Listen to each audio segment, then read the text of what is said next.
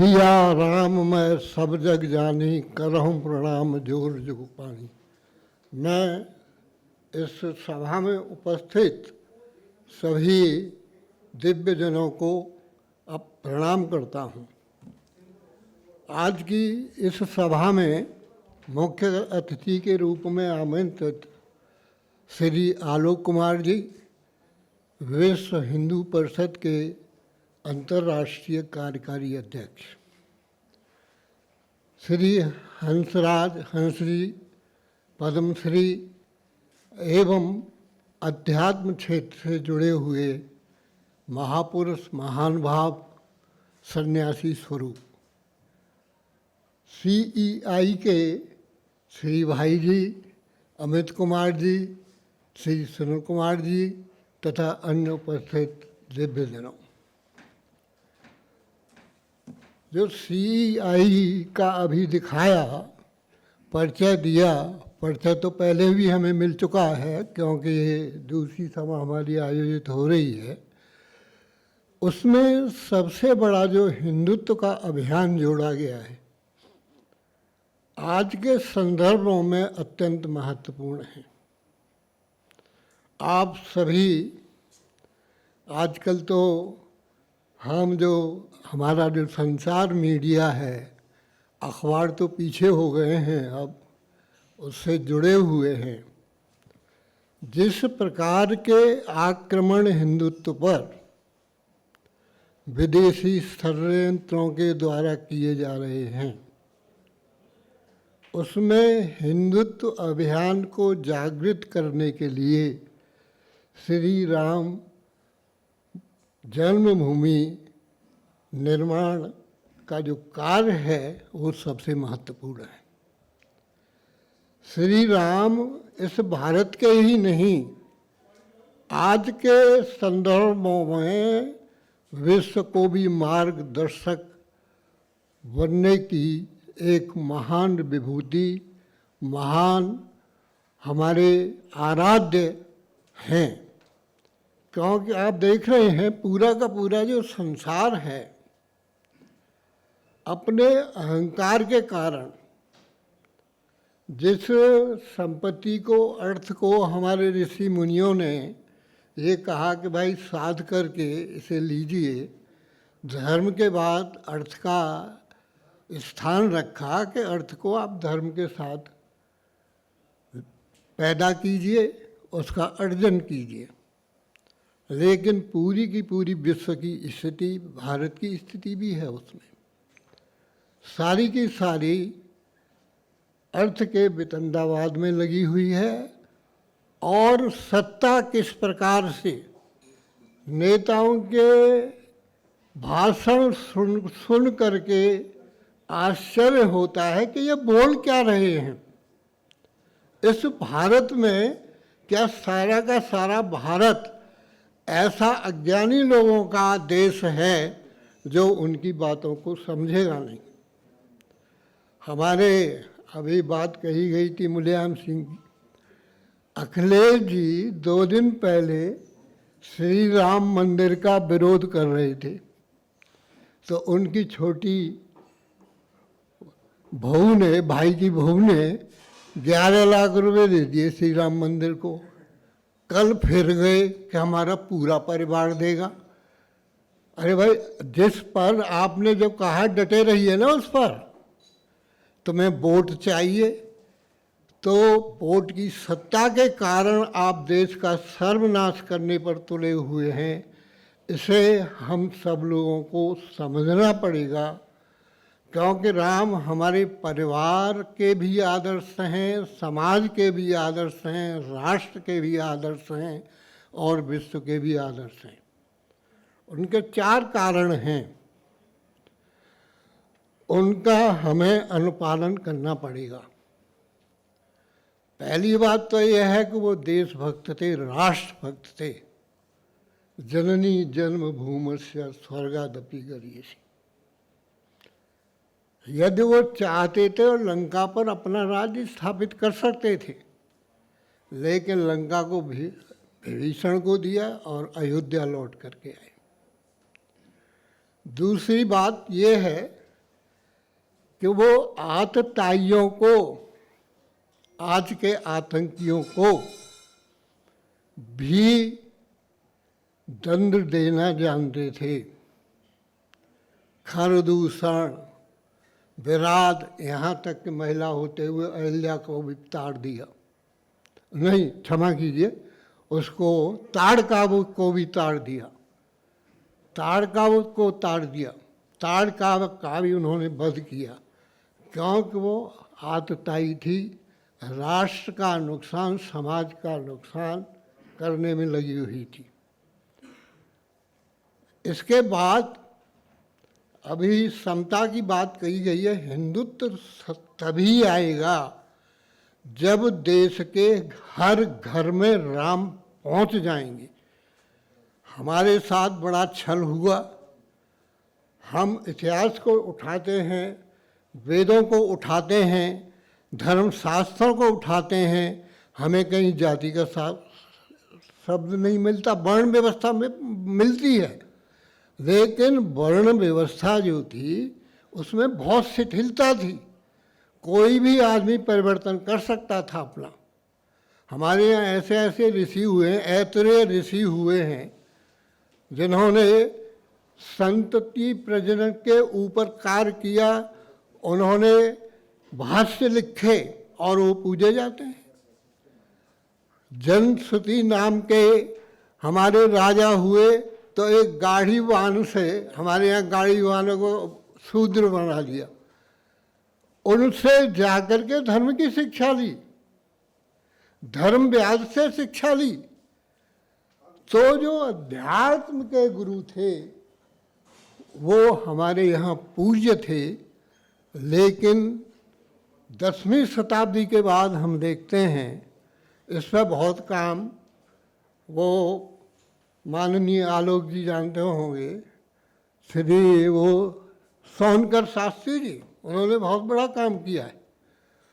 वैसे हिंदू परिषद में आते थे, मैं भी जाता था, बातचीत होती थी। बहुत बड़ा काम किया है उन्होंने, खोल करके सारा रख दिया कि क्या कितना समाज में परिवर्तन मुसलमानों के कारण हुआ, और हिंदू आज भी वही हो रहा है।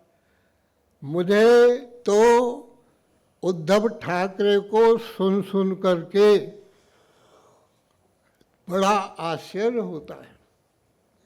जो संस्था हिंदुत्व पर बाल ठाकरे जी ने जिस अभियान को चलाया, और उन्होंने मना किया था कि चाहे कुछ हो हम राजनीतिक संस्था नहीं बनाएंगे, हम समाज सेवा में लगेंगे। आज उसके आप व्याख्यान सुनिए, आज उसके कर्म सुनिए।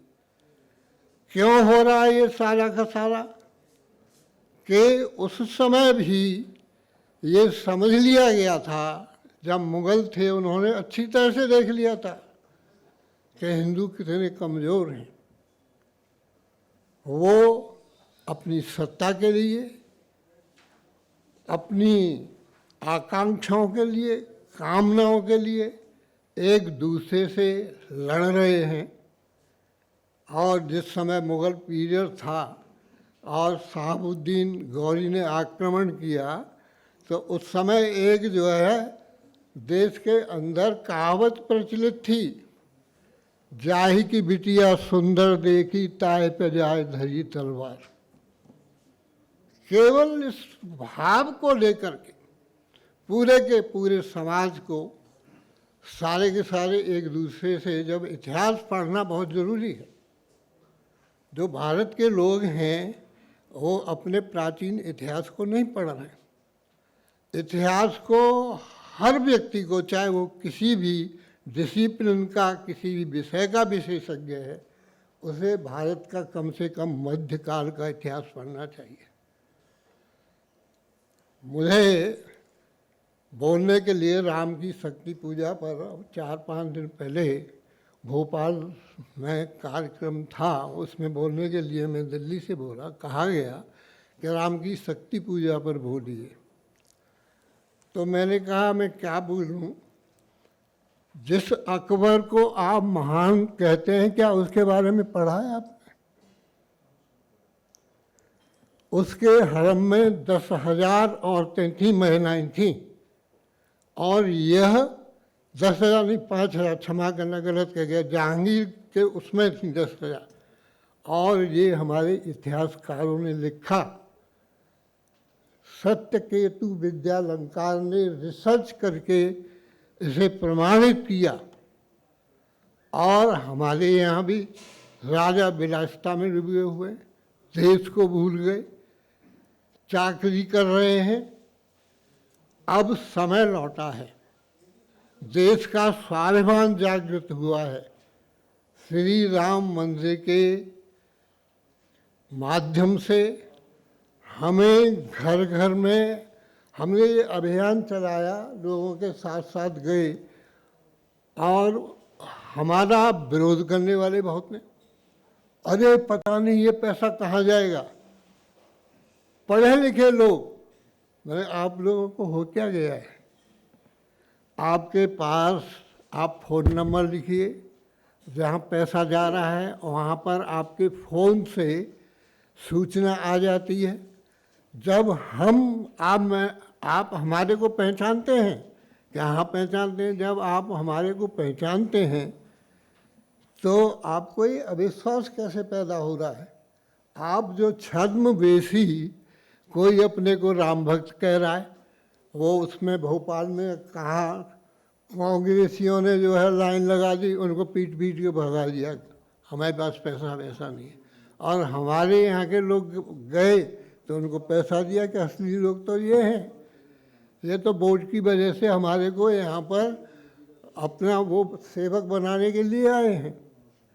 तो इन सब बातों पर आज के समय में ध्यान देना चाहिए, समता की बात अधिक करनी चाहिए। राम ने शिव जी के झूठे बेर खाए और उनके गोह निषाद राज, और जिनको के हमारे यहाँ पर जो आपके जो ये साम्यवादी हनुमान को ही कहते हैं, आदिवासी थे, हाँ आदिवासी सही, उनको गले लगाया ना, उन्होंने सेवक बना उनका। कहने को बात बहुत हैं पर समय थोड़ा है, नहीं तो मैं आदिवासियों के बारे में बताना चाहता था। मैं नॉर्थ ईस्ट में भी गया हूँ, उत्तरी क्षेत्र में, जहाँ पर षड्यंत्र हो करके पूरा का पूरा वहाँ उनका धर्मांतरण कर दिया गया सबके लोगों का। और जब हम उनके पूर्वजों के बारे में पूछते हैं, अरे राम कैसे पहुँच गए वहाँ पर, कृष्ण कैसे पहुँच गए उनके बीच में, वो वास्तव में वनवासी थे, मुगलों और जितने लुटेरे हुए हैं यहाँ पर, उनसे डर डर के पहुँच गए थे वो लोग। इसी तरह निकोबार को कहते हैं कि वहाँ लोगों को मार के खा जाते हैं। अब धीरे धीरे जब वो समाज के साथ आ रहे हैं, समाज से बिछड़ गए थे, कई पीढ़ियाँ उनकी बीत गईं, उनको शिव की तरह ये लाल रंग का लगाना, ये टीका लगाना किसी ने सिखा दिया। श्री कृष्ण की तरह वो अपने घास फूस के मुकुट लगा कर आते हैं। निकोबार में आप बाहर जा कर के देखिए, जहाँ आकर के बैठते हैं वो, उनके रीति रिवाज, विवाह, चाहे कितने भी वो नंगे रहे हों, क्योंकि भौतिक साधन कम थे, लेकिन रीति रिवाज सारे के सारे कहीं न कहीं 4-6 रीति रिवाज ऐसे मिल जाएंगे जो हिंदुत्व की गवाही देते हैं। लड़कियों को किस तरह से रखते हैं, क्या करते हैं, हमारे यहाँ के सभ्य समाज से ज़्यादा ठीक वहाँ पर मिलता है समाज। आप मेघालय में चले जाइए, नहीं मेघालय, महाराष्ट्र में जिसकी उद्धव ठाकरे बहुत बात कर रहे हैं, वहाँ कोरक क्षेत्र है, वहाँ के आदिवासियों के बारे में जाके पूछिए, सारे की सारी लोक संस्कृति उनकी जो है सारी की सारी हिंदुत्व की संस्कृति है। तो पुनः हम लोगों को पूरे के पूरे समाज को जोड़ना है और हिंदुत्व के अभियान को प्रभावी बनाना है। यही मेरा आपसे निवेदन है, यही कामना है कि हिंदू जागृत हो। जैसे विवेकानंद जी ने कहा था कि जो जागने वाले होते हैं ना, वो केवल तंद्रा में नहीं जागें, जो हमारा उद्देश्य है उसकी पूर्ति करें। उत्तिष्ठ जागृत प्राप्त परान्न बोधित। उठो, उठ करके अपनी जो है मानसिकता को ठीक करो। और जो हमारा उद्देश्य है, क्योंकि हमारे ऊपर बहुत बड़ी जिम्मेदारी है, जब चारों तरफ से षड्यंत्र चल रहा है कि कैसे इस देश को फिर से नष्ट भ्रष्ट किया जाए, बांटा जाए, उसको आप जैसे चाहे मुट्ठी भर लोग ही हैं वो बचा सकते हैं। घर घर जा कर के राम के प्रति आस्था जागृत हो, जैसे पहले पाठ होते थे उसी तरह से पाठ हों। धन्यवाद। धन्यवाद डॉक्टर रामशरण गौड़ जी। तो जैसा हम साफ देख पाए किस तरह उन्होंने एक समतामूलक समाज की बात करी, जिसकी हम शुरू से बात कर रहे हैं। एक समाज जो एकात्म हो, जो संगठित हो, और किस प्रकार से समाज के हर आखिरी पंक्ति में खड़े व्यक्ति को जोड़ना अनिवार्य है इस संगठन महासाधना के लिए, जो कि जैसे प्रवीण जी ने कहा, जो कि परम आदरणीय अशोक सिंघल जी ने हमारे को दिखाया करके सिद्ध। तो अब मैं अनुग्रह करूँगा श्री हंसराज हंस जी का।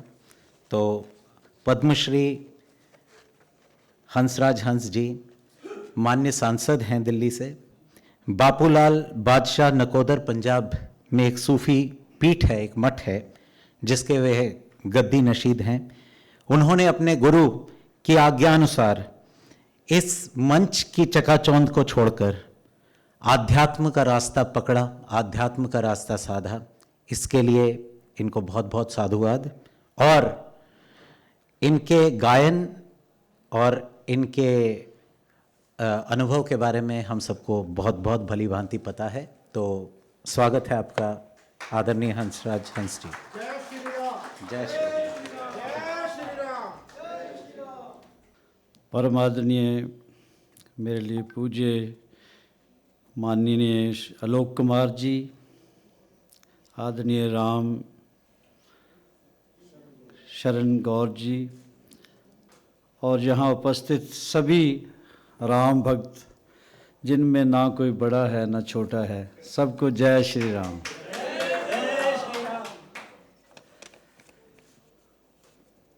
पूरा हिंदुस्तान राम के रंग में रमा हुआ है। सदियों की तपस्या के बाद, कुर्बानियों के बाद ये दिन देखने को मिला है।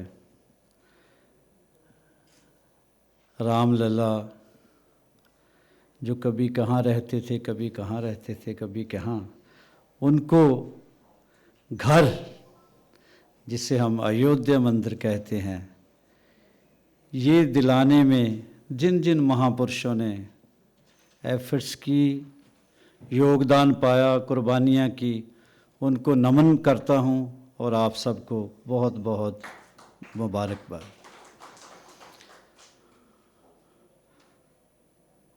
भगवान राम मेरी नज़र में एक ऐसी हस्ती थी जिन्होंने हमें इंसानियत का पाठ पढ़ाया। झूठे बेर खाना कोई ज़रूरी नहीं था, लेकिन मिसाल बनना था, हमें समझाना था कि भगवान कहाँ है और एड्रेस कहाँ का दिया हुआ है। गरीब के दिल में, उदास दिल में भगवान का वास तकरीबन होता है। जिसको दुनिया प्यारी है, दुनिया के सुख आराम बहुत, जिसे वेल ऑफ कहते हैं, वो भी उसी की रचना है। पर उनको ये लगा कि जिन लोगों को पछड़े हुए, मैं तो पछाड़े हुए कहूँगा, तो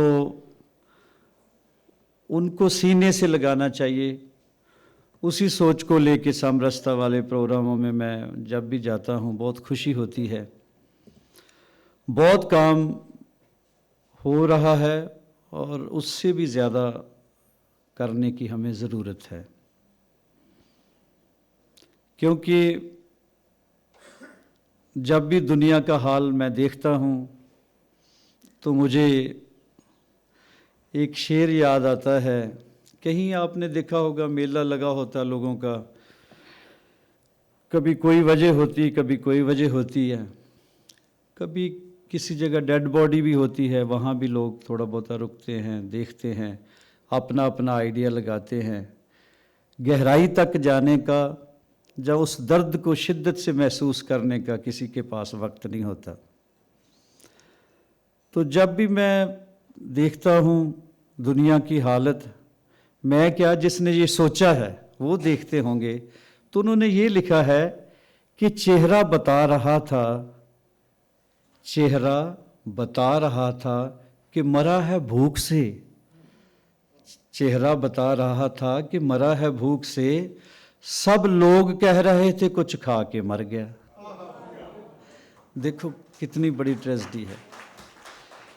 ये इसलिए है कि कहते हैं कि सारे आलम का है तस्वीर का सा आलम, सारे आलम का, सारी दुनिया का, सारे आलम का है तस्वीर का सा आलम, आंखें खुली हुई देखते नहीं। काश और कुछ नहीं, अपने महापुरुषों के जीवन देखा होता। भगवान राम जी के जीवन देख लें। वो अयोध्या से जब वनवास का हुक्म हो गया तो एक आज्ञाकारी बच्चे की तरह, इसीलिए मर्यादा पुरुषोत्तम है वो साथ तो कुछ लेके नहीं गए, लेकिन उन्हीं को पता था कि इग्नोर्ड, गरीब, मजलूम लोग वफादार होते हैं। उनको सीने से लगाया, इकट्ठा किया, उनकी सेना बनाई, तब जाके रावण का वध हुआ। लेकिन दुनिया का हालत ये है कि ऊंच नीच, कास्टिज्म, ज़ात पात में फंसे हुए लोग हैं। भगवान राम कृपा करे, बख्शिश करे, हमें सब बुद्धि दे, तो ये कोड भी हट जाए इस मुल्क से, कास्टिज्म वाला भी।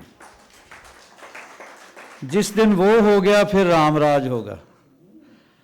अगर कोई नीवा है, कोई ऊंचा है, किसी की ज़ात कोई है, कोई ज़ात से क्या पछाड़ना। ब्राह्मण वो है जो जीते जी ब्रह्म लीन हो गया, जिसको अंदर दर्शन हो गया, जिसका रास्ता बदल गया, जिसका कांटा बदल गया, जिसने दुनिया से तलाक ले लिया और अपने मालिक को खसम मान लिया, वो ब्राह्मण हो गया। तो ऐसे ऐसे महापुरुष हुए इस धरती पे, क्या कहें। एक हस्ती को त्रैकालदर्शी, रामायण रचेता, सृष्टि रचेता तक भी कहते हैं, भगवान श्री वाल्मीकि जी। तो देखो, उन्होंने पूरा आंकड़े तो मुझे याद नहीं, गुरुजी बताएंगे, कितने हजार साल पहले रामायण लिख दी, पेशीन को ही कर दी, प्रेडिक्शन कर दी। नोस्ट्राडम का जिक्र भी करते हैं गुरुजी। लेकिन हमारे जो घर के हैं, द मैन हु सा टुमारो, वो भगवान वाल्मीकि पहली हस्ती थी, जिनको पता था कि ऐसी हस्ती आएगी जो कण कण में बस जाएगी, एक एक जर्रे जर्रे से आवाज आएगी। क्या आवाज आएगी? जय श्री राम, जय श्री राम। उनको पता था। लेकिन इससे ज्यादा बेइंसाफी क्या हो सकती है गुरुओं, ऋषियों, मुनियों, महात्माओं के साथ कि उनको किसी कास्ट के साथ बंध दिया जाता है, ये फलां जात का है, ये ढिमकां जात का है। अगर सचमुच में भारत की रूह को जानना है हमें, तो maybe I am wrong, पर मेरा एक अदना सा सेवादार होने के नाते ये है कि इस पे भी प्रचार किया जाए कि घर वापसी का मैंने भी प्रोग्राम आरंभ किया था, कुछ परसेंट कामयाब भी हुआ था, फिर कुछ और इधर ड्यूटी लग गई, दिल्ली आना पड़ा, तो मैंने वहाँ रह के मैं कामयाब भी हुआ था। वो दसूआ में, होशियारपुर, इधर सारा, तो मैंने वहाँ महसूस किया कि घर वापसी जब कराते थे उससे पहले ये नहीं कोई सोचता कि घर छोड़ा क्यों इसने, घर छोड़ा क्यों। भूख ऐसी चीज़ है सर, उसका दीन मान धर्म बदल जाता है। तो जब मैंने ये ऑफ़र की कि एक आपको स्कूल मिलेगा, एक मंदिर मिलेगा, बच्चों को पढ़ाई मिलेगी, यूनिफॉर्म मिलेगी, तो कहते ऐसे करके उधर गए थे, अब वापस आ जाते हैं। जब हमें सीने से नहीं कोई लगाता, तो हमें जिधर रोटी पानी मिला, एजुकेशन मिली। अब राष्ट्रीयता की जब बात करते हैं हम, हिंदुत्व की क्या खूबसूरत बात है। 3 दिन के लिए पूज्य श्री भागवत जी जब दिल्ली आए तो मेरी बहुत तमन्ना थी कि मैंने 3 दिन पूरा बैठ के आराम से प्रवचन सुनने हैं ताकि मैं समझ सकूं।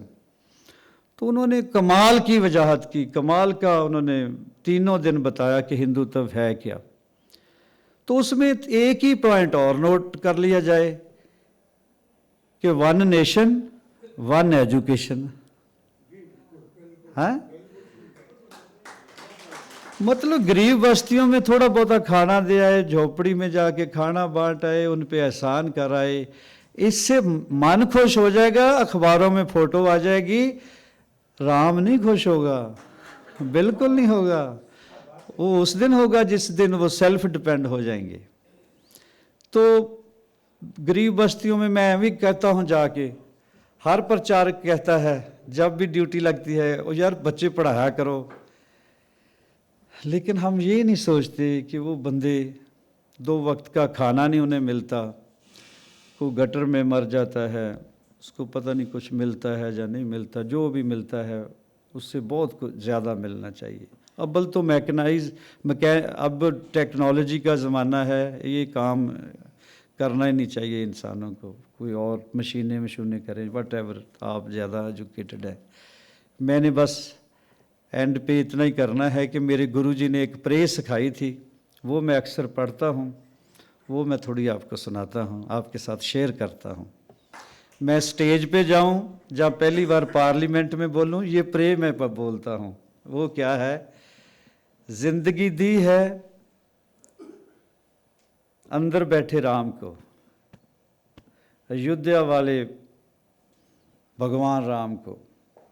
ये प्रे करनी चाहिए कि जिंदगी दी है तो जीने का हुनर भी देना, पाँव बख्शे हैं तो तौफीक के सफ़र भी देना, गुफ्तगू तूने सिखाई है कि मैं गूंगा था, गुफ्तगू तूने सिखाई है कि मैं गूंगा था, अब मैं बोलूँगा तो बातों में असर भी देना।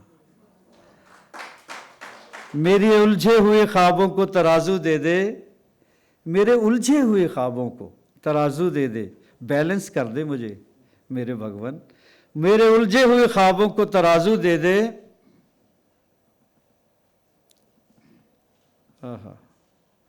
मेरे उलझे हुए ख्वाबों को तराजू दे दे, मेरे भगवान मुझे जज्बात पे काबू दे दे। मेरे भगवान मुझे जज्बात पे काबू दे दे, मैं समंदर भी किसी गैर के हाथों से ना लूं, मैं समंदर भी किसी गैर के हाथों से ना लूं, और एक कतरा भी समंदर है अगर तू दे दे, एक कतरा भी समंदर है अगर। जय श्री राम। और मैं जो प्रे करता हूं कि मैं तो इस खाना बदोशी में भी खुश हूं या रब, मैं तो इस खाना बदोशी में भी खुश हूं या रब, अगली नस्लें तो ना भटके, उन्हें घर भी दे दे। मैं देखता हूँ हजारों क्वार्टर बने हुए, वो खाली है, उसमें कोई नहीं रहता। मैं कह इनको दे दो यार जिनके पास मकान नहीं है। तो साहब लगे हुए हैं, साहब श्री पीएम साहब, और काम होएगा। मेरा ख्याल है कि अब उस तरफ हम थोड़ा सा ही फ़र्क रह गया है, जब लोग कहेंगे इसको कहते हैं रामराज, इसको कहते हैं इक्वालिटी, ह्यूमैनिटी, बराबरता, समरसता। बहुत बहुत शुक्रिया, आपने याद फरमाया। एक बार फिर दिल से, रूह से बोलो जय श्री राम, जय जय श्री राम, जय श्री राम।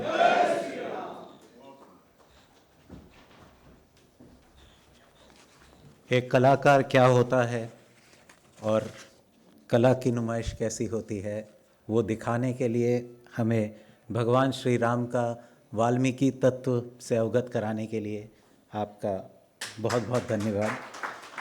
तो हम तो ये मान चुके हैं कि हमारी ना कोई गुलामी की विरासत है, हमारा जो आज है वो भगवान राम, यदि आप इस पोस्टर पे देखें, राम ही एक स्वर्णिम भारत का निर्माण करेगा और वह मात्र एक मार्ग है एक स्वर्णिम भारत का। तो इसके बाद श्री राम जन्मभूमि मंदिर महासाधना के हम उस पड़ाव पे आ चुके हैं जहां पे जो आज का मुख्य उद्देश्य है, केंद्र बिंदु है इस कार्यक्रम का, उसके लिए एक समर्पण निधि समारोह के लिए मैं आमंत्रित करूंगा मेरे भाई आदरणीय प्रवीण आर्य जी को कि वो मंच का संचालन कुछ देर के लिए करें, और आदरणीय आलोक कुमार जी को, जिनको एक समर्पण निधि का चेक या उनको लिस्ट ऑफ डोनर्स हमारी ओर से, जो गिलहरी समाज हमारे अनेक जो डोनर्स हैं उन्होंने अपना अपना यथाशक्ति सहयोग दिया है, तो उसके लिए प्रवीण जी आप कृपया मंच पे आएं और सीईआई की ओर से आदरणीय श्री भाई जी योगदान का एक लिस्ट पकड़ाएंगे। सो आदरणीय प्रवीण जी। धन्यवाद पुनीत जी। जैसा कि पुनीत जी ने बताया, ये हम लगभग, मैं एक बार पुनः परिचय करा दूं, हमारे माननीय मुख्य वक्ता हमारे मार्गदर्शक आलोक जी तो हैं ही, हंसराज जी, हंस और श्री भाई जी, सोनाटेक के चेयरमैन और चंदा कैसेट्स के मालिक अपने राहुल व हंसराज रैलन जी हमारे बीच में हैं। अभी इन्होंने 1 लाख का डोनेशन दिया है, वो अपने दे करके अभी आ रहे हैं, लेकिन सभी अपने अपने एक ही उसमें माध्यम से जा रहा है। और साथ ही सुशील पंडित जी हमारे प्रमुख एक चिंतक हैं, हमारे बीच में हैं, डॉक्टर रामचंद्र गौर जी। ये बड़े परम सौभाग्य का विषय, 1 महीने से पूर्व हमने परम पूज्य गुरुदेव लाहिड़ी गुरु जी का हमने वीडियो प्रसारित करना शुरू कर दिया था सभी चैनल्स पर, चाहे वो साधना टीवी हो, चाहे वो सुदर्शन हो, चाहे इश्दीन टीवी हो, चाहे कहीं कोई माध्यम हो, पूरा सोशल मीडिया पे करा दिया गया था। उसमें ऑनलाइन हमने ट्रांजैक्शन की प्रारंभ से ही हमने प्राथमिकता दी थी। उसके माध्यम से हम गिलहरी के रूप में जो प्रयास कर पाए, मैं श्रीमान अपने गुरु भाई, इस कार्यक्रम के हमारे संस्था के मुख्य संयोजक श्री भाई जी, अमित रुस्तगी जी, पुनीत जी आप भी आ जाओ ना, आप भी। मैं चाहूँगा वह अपने कर कमलों से जो राशि ऑनलाइन जमा हुई है वो श्रीमान आलोक जी को बता सके, राशि कितनी है वो बता दें।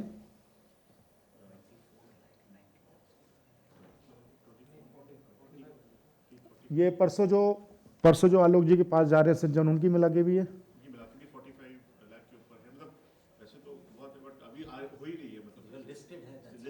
और परसों श्रीमान आलोक जी के पास हम पुनः संस्था के हमारे लोग जाएंगे। और तो एक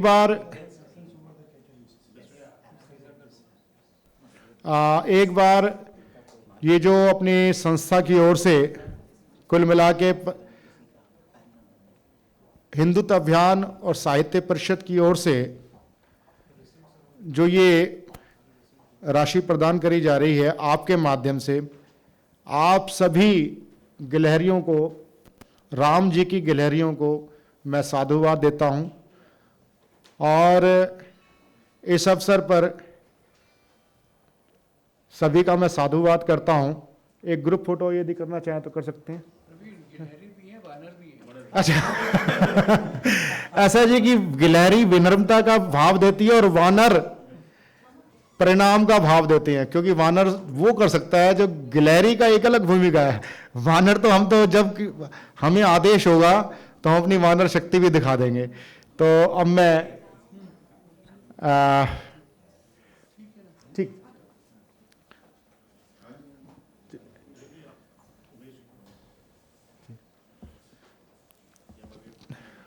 तो एक बार जरा जोर से टोटल अमित जी कितनी राशि का हुआ टोटल? 45,45 लाख की राशि हिंदुत्व अभियान के माध्यम। अच्छा, और राशि परसों तक हमारे पास और आने वाली है। वो भी एक श्रेय ग्रुप के चेयरमैन हैं, उनके साथ मैंने श्रीमान आलोक कुमार जी से निवेदन किया है कि उनकी बड़ी इच्छा है, वह श्रीमान आलोक कुमार जी के कर कमलों में ही देना चाहते हैं। तो ये हम सबकी जो भावना है, हम कोशिश करेंगे हम इसको 60-70 तक ले जाएं। तो एक बार पुनः आप सभी के लिए, आप सभी के माध्यम से हुआ है, जय श्री राम, जय श्री राम, जय श्री राम, जय श्री राम। अभी जो चेक पीछे जमा हो रहे हैं उसका अमाउंट अभी हमने नहीं लिया है। सभी मंच पे उपस्थित महानुभावों का, हमारे विशिष्ट अतिथियों का बहुत बहुत धन्यवाद। और अब हम उस पड़ाव पे आ गए हैं। Our Guruji says that the beauty of Sri Ram Janmabhoomi Mandir Mahasadhana is, while it is focused upon building a Bhavya Ram temple at the Ayodhya, the birthplace of Ram, it is also focused upon transforming every Indian, every Bharatiya into a living Ram Mandir, a temple of Bhagwan Sri Ram. Advocate Alok Kumar ji उपस्थित हैं, आपका बहुत बहुत स्वागत। और मैं ये विशेष तौर पे कह दूं कि what is remarkable is that only a few years back, कुछ ही समय पहले, परम पूजनीय, परम आदर्श Ashok Singhal ji himself used to blessed this blessed position of the international working president of Vishwa Hindu परिषद। तो जिस पद पे आज आदरणीय आलोक कुमार जी हैं, वहां पे परम श्रद्धेय है, उस पद पे आसीन रहे हैं। एंड सो आदरणीय Alok ji, today we are truly blessed and honoured that the tapasya of param pujya Ashok Singhal ji and all these saints and vibhutis is manifest in your form. तो आप आए और हमें आगे का मार्ग बताएं और इस विषय पे अपना मंतव्य रखें। ये जो लिखा हुआ कार्यक्रम दिया है उसमें मेरा भाषण 5:26 पर पूरा होना चाहिए था। तो मैं आपको कितनी देर कष्ट में रखूं, ये मुझे तय करना है।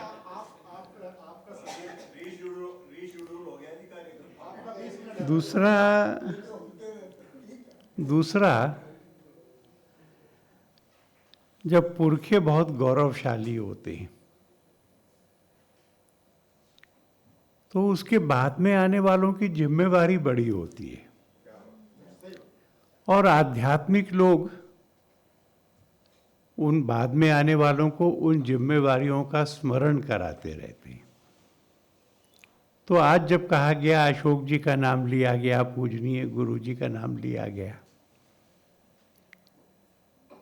मैं आपको आश्वस्त करता हूं कि मेरे को अपनी लघुता का ज्ञान है। मैं ऐसे किसी भाव में नहीं हूं कि मेरी उनसे तुलना ना हो सके, तुलना हो सके, ऐसे भाव में नहीं हूं। पर यह स्मरण कराते रहना अच्छा है एक दूसरे को, क्योंकि वर्तमान की स्थिति किसी की कुछ भी हो, अंतर में ब्रह्म तो है ही है। और विक्रमादित्य के सिंहासन पर बैठकर गडरिया भी बुद्धिमान हो जाता है। ये आप सबकी सांघिक प्रार्थनाओं से हो, ये मैं आशीर्वाद मांगता हूं। बहुत संकोच में मुझे पुनीत जी ने डाला, बहुत द्वंद्व में हंसराज हंस डाल गए, क्योंकि हंस जी ने जो प्रश्न उठाए वो सच थे। जो तकलीफ बांटी वो भोगी हुई थी।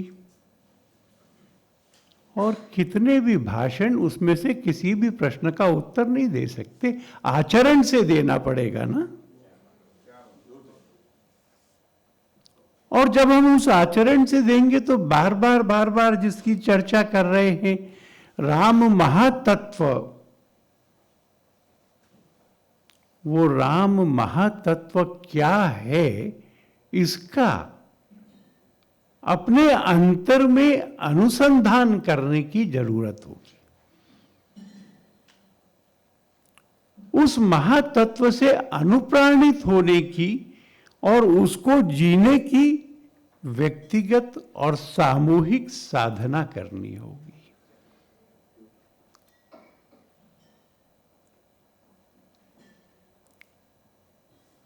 श्री राम शरण जी गौड़ यहां विराजमान हैं।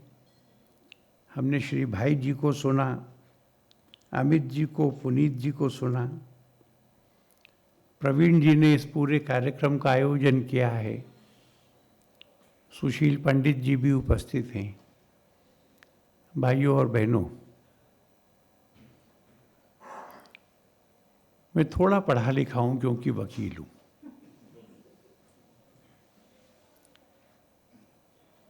पर फिर भी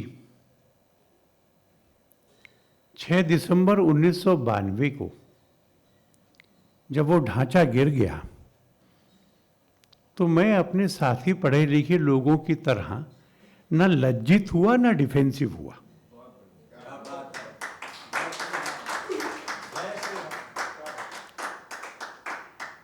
कहीं मन में संतोष हो रहा था।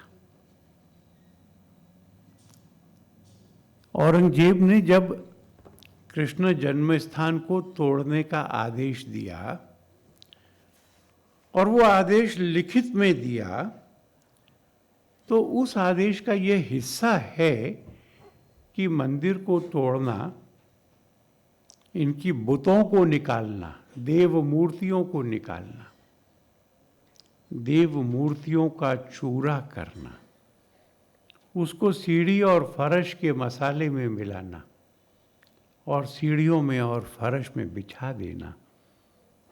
और आगे लिखा है कि जिससे जो कोई भी यहाँ पर से चल कर जाए, वो इनके भगवानों को पैरों से रौंदता हुआ जाए।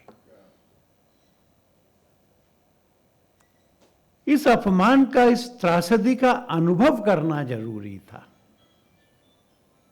वो पूजा का स्थान नहीं हो सकता था, वो एक साम्राज्यवादी चाल थी कि जो जाति पराजित हो गई है उसका मनोबल तोड़ो, क्योंकि वो कभी प्रतिकार कर सकती है, दोबारा उठ सकती है। तो इनके मंदिर ध्वस्त करो, देव मूर्तियों को ध्वस्त करो, इनको इतना अपमानित करो कि इनको लगे कि ये दोबारा कभी उठ नहीं सकते। हिंदू जिजीविषा थी कि ऐसा नहीं हुआ। हिंदू जिजीविषा थी कि कुछ वर्षों के प्रयत्न से जो सारा अरब मुसलमान हो गया, भारत नहीं हुआ। भारत क्योंकि राजा के पीछे चलने वाला देश नहीं रहा, हमारे ग्राम स्वायत्त स्वाधीन थे, इसलिए ऐसा नहीं हुआ। हमने अपने महाराज बना लिए। बाबर राजा था, हमारे यहाँ साधु आता है, तब भी और अब भी हम कहते थे आओ महाराज। नहीं जानते हैं तो भी महाराज ही कहते हैं। तुम्हारा वो राजा होगा, हमारे ये राजा हैं। हमने अपनी सत्ता में, मंदिर नहीं रहा तो अपने अंतर में राम जी का दर्शन करना सीख लिया।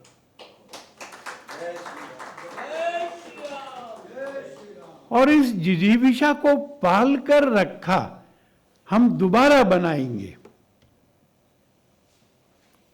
दोबारा से भव्य बनाएंगे, आकाश को छूता हुआ बनाएंगे। और अब बना रहे, पत्थर का बड़ा मंदिर बना रहे, लोहा और सीमेंट नहीं लगा रहे। 3 मंजिल, 160 फीट।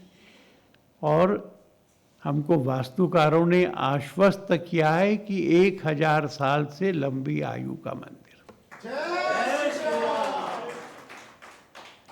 और केवल मंदिर नहीं बना रहे, सवेरे के विमान से जाकर शाम को लौट आओ, ऐसी अयोध्या नहीं। अयोध्या हमारे सारे आध्यात्म का केंद्र हो जाएगी। तो वहां पर एक प्रदर्शनी बनाएंगे। आजकल की प्रदर्शनी ऐसी नहीं होती कि जिसमें चित्र और मॉडल हो, वो बहुत सजीव होती है। लगता है कि ये सब हो रहा है, घट रहा है। और कहीं कहीं लगता है कि हमारे चारों ओर हो रहा है, घट रहा है। तो राम जी की कथा वहां देखने को मिलेगी पूरी। उनका जन्म, थोड़ा बड़ा होना, ठुनकना, पैजनिया का बजना, पूर्णमासी के चंद्रमा को पास में देने का आग्रह करना। किसी ने थाल में पानी भर के दिखा दिया तो पुलकित हो जाना, थोड़ी देर में फिर ठुनक जाना, पानी में नहीं मेरे हाथ में चाहिए। कौवे के पीछे भागना, गिर पड़ना, माँ ने आकर के झाड़ना पोंछना, दोबारा से दौड़ा देना। सजीव होगा सब। वशिष्ठ आएंगे, मांगेंगे, ले जाएंगे। ताड़का का वध होगा, अहल्या का उद्धार है, सीता जी का स्वयंवर है। मैं बहुत वर्ष राजनीति में रहा हूं। किसी को टिकट मिल जाता है तो उसके शरीर में से उसका आनंद फूटता है, और कट जाता है तो बिलखता है। राम जी का क्या है? तुलसीदास जी ने लिखा, वाल्मीकि ने लिखा, प्रसन्न रहने वाला मुख, कल तुम्हारा राज तिलक होगा तो भी सहज, और राज तिलक नहीं होगा, वन में जाओ तो वैसे ही प्रसन्न और सहज। ऐसे दर्शन, राजसी वस्त्र उतारना, नंगे पैर जंगल में, पहाड़ों में, गिरी कंदराओं में, दूरस्थ भारत में, सब जनजातियों के पास में जाना, उनके जैसे होकर जाना, उनके मित्र होकर जाना। राम महातत्व क्या है? तो जो राम साकार अवतार लेकर आए थे, वही राम निराकार हैं, निर्गुण हैं, अचिंत्य कूटस्थ अचल ध्रुव हैं। और तुलसीदास जी ने लिखा है विनय पत्रिका में कि देवता भी उनके अचिंत्य रूप का दर्शन करने की, अचिंत्य रूप का अनुभव करने के लिए तपस्या करते, पाते नहीं है। जपूजी साहब में है ना, सोचे सोचना हो ये जो सोचे अखबार। और वो जो राम जो देवताओं को भी आगम में है, जब केवट ने प्रणाम किया तो उठकर खड़े हो गए, बैठे से खड़े हो गए केवट के लिए। मानस में लिखा है कि जब राम ने उसको नजदीक आमंत्रित किया तो उसने कहा, अधम से अधम, अधम से अधम मेरी जाति है। और राम का उत्तर भी लिखा है मानस में। उनके क्या है वो महातत्व? उन्होंने कहा, केवट, मैं जातियों में छोटा बड़ा नहीं मानता, मैं तो प्रेम के संबंध को मानता हूं, भक्ति के संबंध को मानता हूं। और फिर अपने दोनों आजानु बाहुओं को बढ़ा करके केवट को नजदीक खींच के अपने सीने से लगा के जकड़ लिया। दोनों की आंखों से आंसू बह रहे थे, दोनों के शरीर प्रेम से शिथिल हो रहे थे। स्वाभाविक प्रेम था। अपने समस्त समाज बांधवों के लिए स्वाभाविक प्रेम था। वो गए जब शबरी के पास में, और शबरी ने थोड़ा दूरी रखनी चाहिए। उसने भी कहा, अधम से अधम, अधम से अधम जाति, और उसमें भी अधम स्त्री जाति। राम ने कहा, भामिनी, तूने जो फल दिए हैं वो मीठे हैं, ताजे हैं, स्वाद है, खाने में आनंद आ रहा है।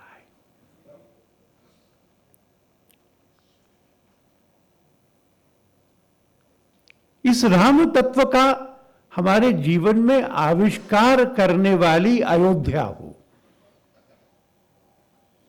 स्पंदन केंद्र हो।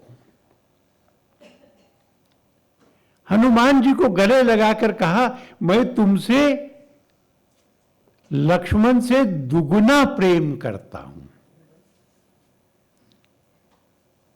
बहुत सारे लोग हम्पी जाते हैं।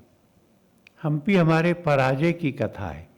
वहां मंदिर हैं, सब में देव मूर्तियां टूटी हैं। हम्पी की बगल में किष्किंधा है। एक 400 मीटर पैदल जंगल में चलिए, एक नदी को नदी में से पार करिए, थोड़ा चढ़िए और वो गुफा आएगी। त्रिलोकी राज राम तापस वेश में वहां गए, अग्नि जलाई सुग्रीव जी को, और उन्होंने प्रदक्षिणा करके अपनी मित्रता की सौगंध ली। राम ऐसे हैं जो वानरों के मित्र और भाई हैं। जिस समय ये सुग्रीव ने सारी सेनाएं बुलाई थी ना कि राम को ढूंढने जाओ, एक अद्भुत पंक्ति है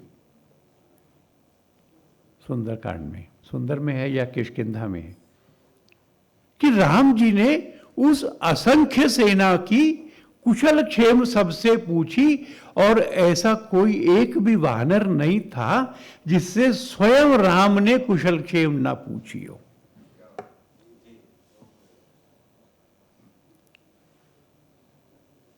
जब कुछ अटकता है तो जाम्बवंत जी से राय करते हैं। गीध महाराज का पिता की तरह से संस्कार करते हैं।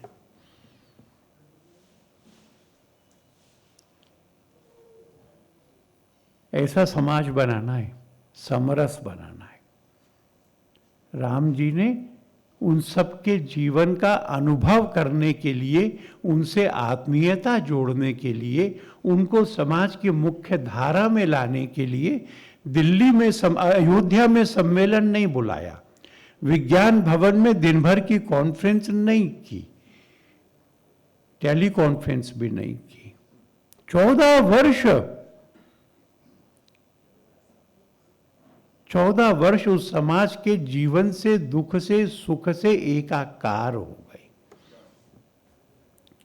इस राम तत्व को जीना है। इस राम तत्व को दोबारा हिंदू समाज में प्रत्यक्ष करना है। जनकपुरी जाते जाते रास्ते में उजड़ा हुआ आश्रम देखा, आश्रम में चले गए, पत्थर जैसी हो गई अहल्या को देखा, मानो पूरे समाज से प्रश्न किया, इंद्र ने छल किया था, इंद्र ने कपट किया था, ये उस छल और कपट का शिकार हुई थी। कायर लोगों का ये समाज इंद्र को दंडित नहीं किया, अहल्या को अपमानित कर दिया, अहल्या को उसकी गरिमा वापस की। हमारा अनुसूचित समाज, हमारी अनुसूचित जनजातियों का समाज, हमारी बहनें, महिलाएं, जब तक ये राष्ट्र जीवन की मुख्य धारा में नहीं आती, तब तक राम साधना प्रत्येक भक्त की अधूरी है। राम तो वहां होंगे जहां राम राज दिखेगा।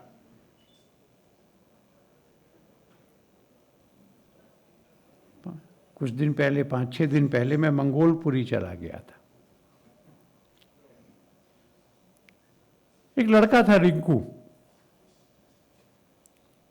60 लोगों के घर में 2 घर मुसलमानों के, एक दूसरे को जानते थे।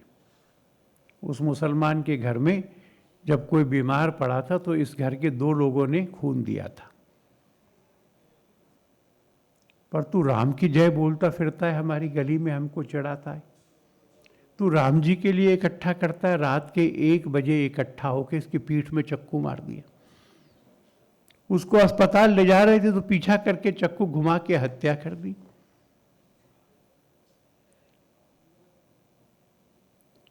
एक मनोवृत्ति है ना जिहाद की, जो मनोवृत्ति ये कहती है कि अगर तुमने कार्टून बनाए मोहम्मद के तो तुम्हारे यहां 12 के 12 लोगों को मार देंगे, तुमने दिखाए तो समुद्र तट पे सार्वजनिक रूप से गला काट देंगे।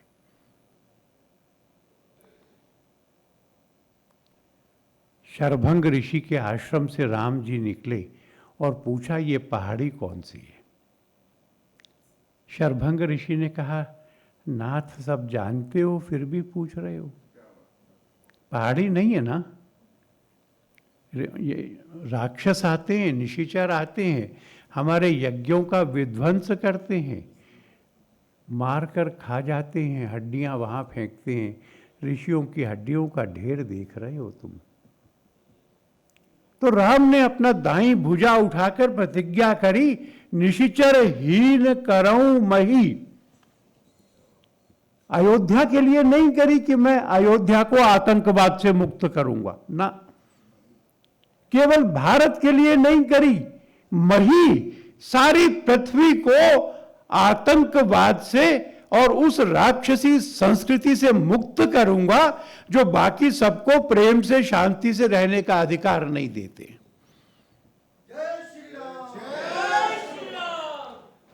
और ये रामावतार का तत्व था, परित्राणाय साधूनाम विनाशाय च दुष्टताम।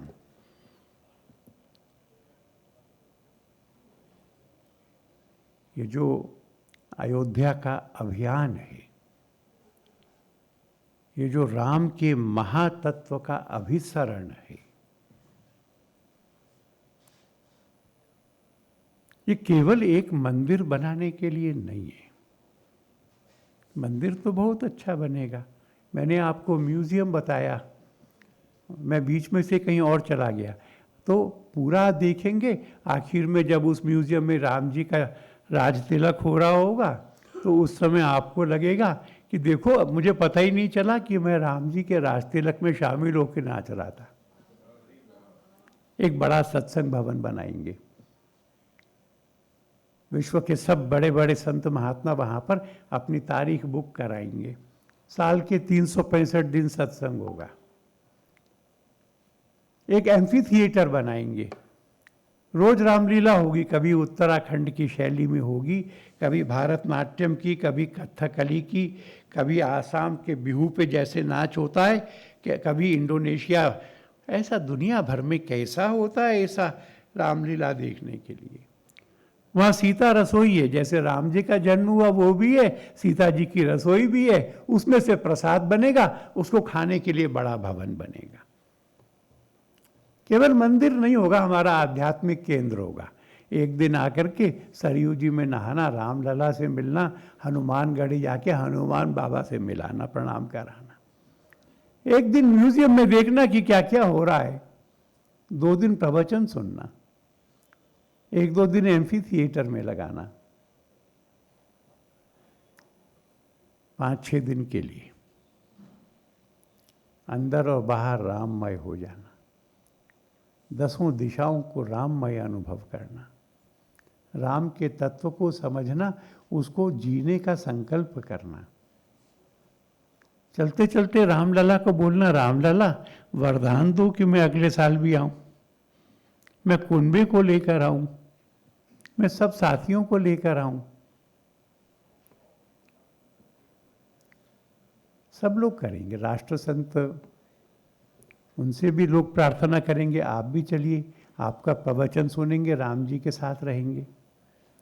एक विश्व का गहन आध्यात्मिक केंद्र बनना, जिससे रामत्व की ये भावना उस भविष्यवाणी को हमारे जीवन में, हमारे आपके सामने, हमारे आपके अनुभव में और हमारे आपके पुरुषार्थ से साकार करेगी, सत्य करेगी कि यह 21वीं शताब्दी यूरोप की नहीं है, अमेरिका की नहीं है, चीन की नहीं है, यह शताब्दी विश्व में भारत की शताब्दी है। हमारे उत्कर्ष का समय है। दुनिया में भगवान ने जिस भूमिका को देके भारत राष्ट्र को उत्पन्न किया है, समर्थ भारत, वैभव संपन्न भारत, शक्तिशाली भारत, समरस भारत, हिंदू जीवन जीने वाला भारत, विश्व को कहेगा कि सुख और शांति का मार्ग चाहिए तो तुम्हारे बाजारवाद के पास नहीं है, तुम्हारे समाजवाद के पास नहीं है, भारत के जीवन से सीखो शाश्वत सुख कैसे मिलता है। अर्थ और काम की हमने भी साधना की है, पुरुषार्थ कहा है दोनों को, पर धर्म से मर्यादित कहा है। प्रकृति के मालिक नहीं है, उसका भाग है, जितना लेंगे उतना लौटाएंगे। विश्व को सुख और शांति का मार्ग बताना यह हमारा दायित्व है। उस दायित्व को पूरा करने के लिए वैसा जीवन भारत में निर्माण करना यह हमारा दायित्व है। और रामलला की छाया में उस मंदिर की विशाल ध्वजा के अंतर्गत सारे भारत को ऐसा अभय, ऐसी प्रेरणा, ऐसा संस्कार, जिसको भाई श्री राम तत्व कह रहे थे, वो फैलेगी, अधिकृत करेगी। ऐसा भारत हम बनाएंगे और अपने पुरुषार्थ से बने हुए उस भारत में रहने का आनंद होगा। इस शुभकामना के साथ, और देरी होने पर भी आपने सुना, आपको बहुत बहुत धन्यवाद।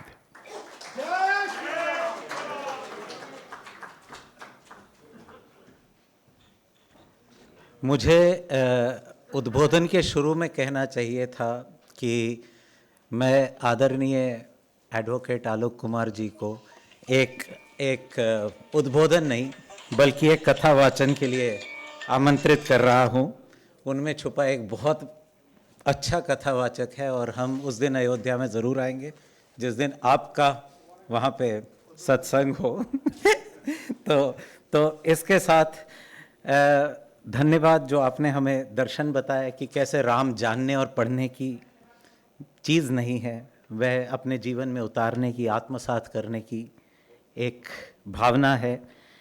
हमें जो आदरणीय एडवोकेट आलोक कुमार जी ने मार्गदर्शन दिया, उसे आत्मसात करते हुए आइए हम सब संकल्प लें, जैसे उन्होंने एक वर्ड कहा, संकल्प लें, और ये संकल्प कि हम सारे संगठित होंगे, भाषावाद, प्रांतवाद, गुटवाद, हर वाद विवाद को परे हटाकर एक समरसतामय और एक बहुत ही अपनत्व वाला देश बनाएंगे और संगठित होकर एवं नवनिर्माण, भारत नवनिर्माण के हेतु हम इस हिंदुत्व के अभियान से जुड़ेंगे और एक महान राष्ट्र, एक स्वर्णिम भारत, एक विश्व गुरु भारत का निर्माण करेंगे। इस निवेदन के साथ मैं यहाँ पे केवल 3 लोगों का विशेष उल्लेख करना चाहूँगा। तो मैं चाहूँगा कि यहाँ पे हमारे बीच जो सोनाटेक और चंदा कैसेट्स के चेयरमैन हैं, उनका स्वागत जी श्री अनिल वर्मा जी आकर मंच पे स्वागत करेंगे। और जी, और क्या could we have Anil Kumar ji करेंगे। और साथ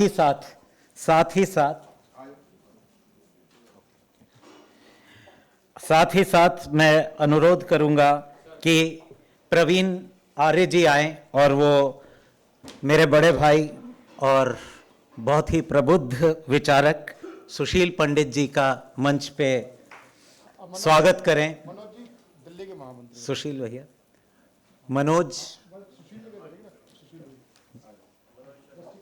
मनोज शर्मा जी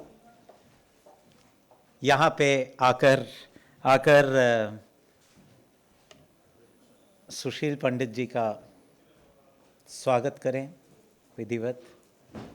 आप सारे यहाँ आए, अनेक। ओके, तो